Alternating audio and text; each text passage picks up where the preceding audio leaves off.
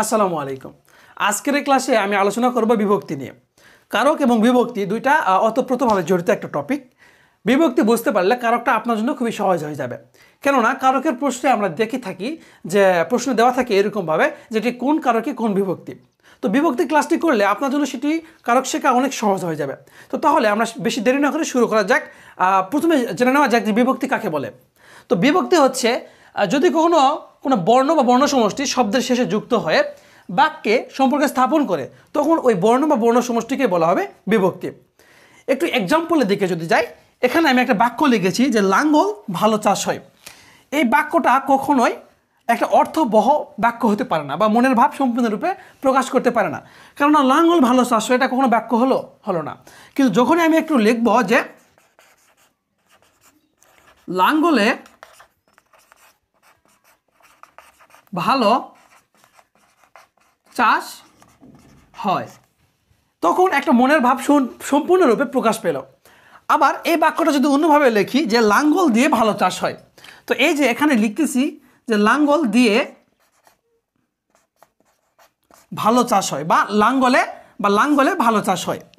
তো এই যে লাঙ্গল শব্দটা শেষে যে একটা এ যুক্ত হয়েছে বা লাঙ্গল দিয়ে, এই যে এখানে দিয়ে হতো, এই যে দিয়ে এই যে একটা বর্ণ বা বর্ণ সমষ্টি যুক্ত হয়ে একটা এই যে সম্পর্ক স্থাপন করে, ঠিক আছে, সম্পর্ক স্থাপন করে বাক্যটাকে অর্থপূর্ণ করে তুললো, এই বর্ণ বা বর্ণ সমষ্টিকে বলা হবে কি বিভক্তি। তো এরপরে যেটি চলে আসে যে বিভক্তি কত প্রকার। এই প্রশ্নে অনেকে একটু বিভ্রান্ত হতে পারেন, হয়তো ভাববেন যে বিভক্তি 7 প্রকার, যে প্রথমা, দ্বিতীয়া, তৃতীয়া, চতুর্থী, পঞ্চমী এবং সপ্তমী, এইরকম ভাবতে পারেন। হ্যাঁ, ঠিক আছে, আপনাদের এটা ভুল করা স্বাভাবিক, ভুল করতে পারেন। তবে প্রথমত বিভক্তি প্রধানত 2 ভাগে বিভক্ত। একটি হচ্ছে শব্দ বা নাম বিভক্তি,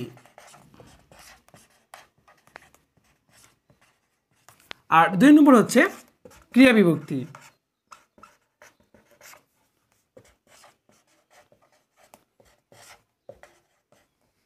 ক্রিয়া বিভক্তি, তো এই শব্দ বা নাম বিভক্তি আবার 7 ভাগে বিভক্ত। সেই 7 ভাগ কোনটি? ওই যে প্রথমা বিভক্তি বা শূন্য বিভক্তি, দ্বিতীয় বিভক্তি, তৃতীয় বিভক্তি, ঠিক আছে। তো তার আগে আমি একটু বোর্ডটা ক্লিয়ার করে নেই, তারপরে আপনাদেরকে ক্লাসিফিকেশনটা দেখাচ্ছি। তো এই যে বিভক্তি প্রধানত 2 ভাগে বিভক্ত, এবং এই শব্দ বা নাম বিভক্তি আবার কয় ভাগে বিভক্ত? 7 ভাগে বিভক্ত। 7 ভাগে বিভক্ত। এটা হচ্ছে প্রথমা বা শূন্য বিভক্তি, দ্বিতীয় বিভক্তি, তৃতীয়া, চতুর্থী, পঞ্চমী, ষষ্ঠী, সপ্তমী। তো কোন বিভক্তিতে কি কি ধ্বনি বা বর্ণ আছে এটা আমাদেরকে খুব সুন্দরভাবে জানতে হবে। এবং আজকের এই ক্লাসটি আপনি যদি সম্পূর্ণ করেন তাহলে এটি মুখস্থ করা যে সহজ কৌশল এবং মনে রাখার সহজ কৌশল এটা আপনি জানতে পারবেন। তো ভিডিওটি না টেনে অবশ্যই সম্পূর্ণ ভিডিওটি দেখুন। প্রথমা বিভক্তিতে থাকে মূলত রা, আ, এরা। দ্বিতীয় বিভক্তিতে কে, রে। তৃতীয়াতে দ্বারা, দিয়ে, কর্তৃক। চতুর্থীতে কে, রে। পঞ্চমীতে হতে, থেকে, চে। এবং ষষ্ঠী বিভক্তি র, এর। সপ্তমী এ, অ, তে। তো এই বিভক্তিগুলো রা, আ এবং এরা, এই বিভক্তিগুলোকে বলা হয় শূন্য বিভক্তি বা প্রথমা বিভক্তি। এবং কে, রে এটি হচ্ছে দ্বিতীয় বিভক্তি, দ্বারা, দিয়ে, কর্তৃক তৃতীয় বিভক্তি, কে, রে চতুর্থী বিভক্তি, আর হতে, থেকেছে এটা হচ্ছে পঞ্চমী বিভক্তি, ঠিক আছে। আর র, এর ষষ্ঠী, এ, অতে সপ্তমী। তো এখানে একটু কনফিউশনের মধ্যে পড়তে পারেন যে কে, রে এবং এখানে দ্বিতীয় বিভক্তি এবং চতুর্থ বিভক্তি দুইটা প্রায় সেম। তো আপনি হয়তো ভাবতেছেন যে হচ্ছে কে, রে থাকলে আমি বুঝবো কীভাবে যে এটা দ্বিতীয় হবে না কি চতুর্থী হবে। তো এর জন্য কোনো টেনশন নেই, ভিডিওটি দেখতে থাকুন সম্পূর্ণ।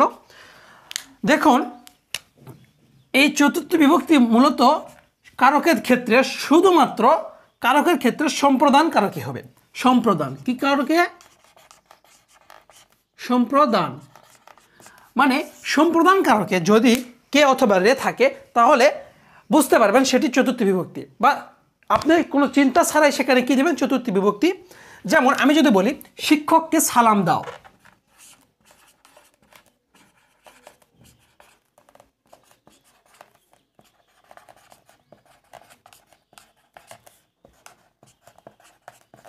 এই যে শিক্ষককে সালাম দাও, এখানে এই যে কে আসছে বিভ্রান্ত হতে পারে যে এই কে তাহলে কিভাবে একটু বুঝাচ্ছি, দাঁড়ান। এই যে শিক্ষককে, এই শব্দের শেষে একটি বর্ণ বা বর্ণ সমষ্টি যেমন হচ্ছে কি কে এসেছে, তো এই কে আসার ফলে এটি হবে কি? চতুর্থ বিভক্তি। তো সম্প্রদান কারক, এটি সম্প্রদান কারকে সবসময় কে রে এগুলো থাকলে আমরা বুঝতে পারবো সেটি হচ্ছে কি? চতুর্থ বিভক্তি। কিভাবে সম্প্রদান কারক এটা বুঝবো কিভাবে? দেখুন, কারক বলতে বোঝায়, সম্প্রদান কারক বলতে বোঝায় যখন কোনো কিছু শর্ত ছাড়াই কাউকে দেওয়া হবে। সালাম আর শিক্ষককে কোনো শর্ত ছাড়াই দেওয়া হচ্ছে, একবার দিয়ে দেওয়া হচ্ছে শর্ত ছাড়াই, তো এটা হচ্ছে কি? সম্প্রদান কারক। তো সম্প্রদান কারকে কে রে আছে মানে কি হবে? সেটা হবে কি? চতুর্থী বিভক্তি। ঠিক আছে, আশা করি আপনারা বুঝতে পেরেছেন। তাছাড়া যে অন্যান্য যদি কারকের ক্ষেত্রে যদি কে রে থাকে তাহলে বুঝতে পারবেন সেটি দ্বিতীয় বিভক্তি। কখনো আর বিভ্রান্ত হবেন না আপনাদের মধ্যে যে সেটি চতুর্থী কি দ্বিতীয়।